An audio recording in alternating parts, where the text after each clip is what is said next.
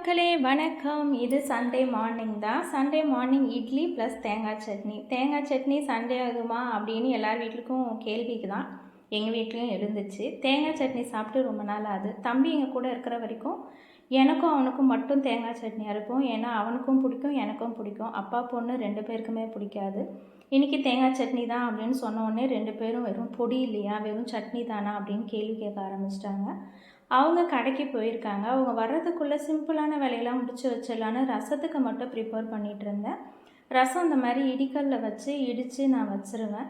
So அந்த ரசத்தை ready பண்ணி அப்படியே ஓரமாக வச்சுட்டு டிஃபன் வந்துட்டாங்கன்னு சொல்லி டிஃபன் வச்சேன். பொடி எதுவும் இல்லையாம்மா அப்படின்னு அப்பா கேட்டார். பொடி தானப்பா அந்த இருக்குது அப்படின்னு சொல்லி மேடம் போயிட்டு மிளகா பொடி எடுத்துகிட்டு வந்து அதில் எண்ணெய் போட்டு நல்லா மிக்ஸ் பண்ணி நல்லா வலின்னு வலித்து சாப்பிட்ற பாருங்கள். இந்த மாதிரி சுட சுட இட்லி மிளகா பொடி அப்படின்றது எல்லாருக்குமே கொஞ்சம் இஷ்டம். எப்படி யார் யாருக்கெல்லாம் இது பார்த்தோன்னே டெம்ட் ஆகுதுன்னு சொல்லுங்கள். இந்த மெத்தடில் தான் நான் மீன் குழம்பு வைப்பேன். வெங்காயம், தக்காளி, பச்சை மிளகாய், பூண்டை போட்டு சும்மா அது லைட்டாக கிரைண்ட் பண்ணிவிட்டு அப்புறம் பாப்பா வந்து மீன் கழுவலாம் வான்னு கூப்பிட்டா எலி பிடிக்க போகிறேன்னு காருக்குள்ளே போய் 2 பேரும் தேடிட்டு இருந்தாங்க. எலி தப்பிச்சு ஓடிடுச்சு. டாட்டா காமிட்டிட்டு இவங்க வந்துட்டாங்க. அப்புறம் சைடில் மீன் குழம்பு தாளிக்கிறதுக்கு எல்லாம் ரெடி பண்ணிவிட்டு கரைச்சி அது சைவமாக இருக்கப்பே வாயில் போட்டு பார்த்துட்டு நான் வந்து மிக்ஸ் பண்ணிட்டேன். அரைச்சி வச்சதை போட்டு எண்ணெயில் மிக்ஸ் பண்ணி சட்டியில் தான் வைப்பேன்றதுனால சட்டியை டைரெக்டாக அடுப்பில் வச்சு எண்ணெய் ஊற்றி செஞ்சிங்கன்னா அது வெடிப்பு விழுந்து சீக்கிரம் வீணாக போய்டும்னு சொன்னாங்க விற்கிறாக்கா. அந்த கடைக்காரக்கா சொன்ன மெத்தடில் தான் இதுவரையுமே நான் ஃபாலோ பண்ணிகிட்ருக்கேன். தாளித்து அதில் ஊற்றி கொதிக்க வைங்கம்மா, சட்டி ரொம்ப நாள் நல்லா வரும் உங்களுக்குன்னு. ஸோ அந்த மாதிரி நான் ரெடி பண்ணி வச்சுட்டு போய் மீன் கழுவ ஆரம்பித்தாச்சு. மீனை கழுவி வந்து குழம்பும் வச்சாச்சு.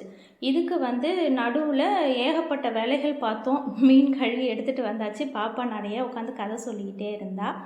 அதுக்கப்புறம் சைடில் வந்து அதை மிக்ஸ் பண்ணி வறுவலுக்கும் வச்சாச்சு. இதை வலித்து நக்கிறது மட்டும்தான் அவள் வேலை. ராவாக அந்த பச்சை வாசனையோடையே சாப்பிட்ருவா. சங்குப்பூ வந்து நம்ம வீட்டு தோட்டத்தில் பூத்துட்ருக்கு.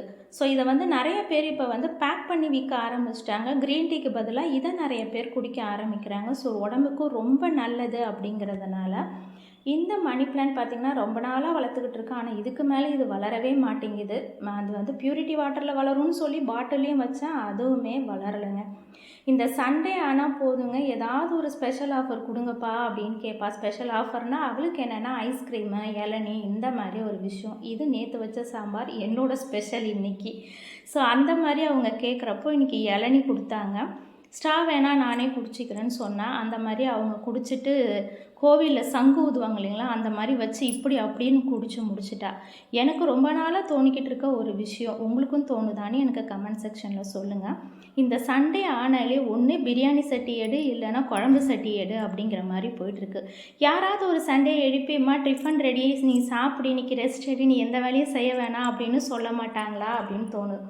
ஏன் நீங்கள் வேலைக்கு போகிறீங்களா அப்படின்னு கேட்பீங்க.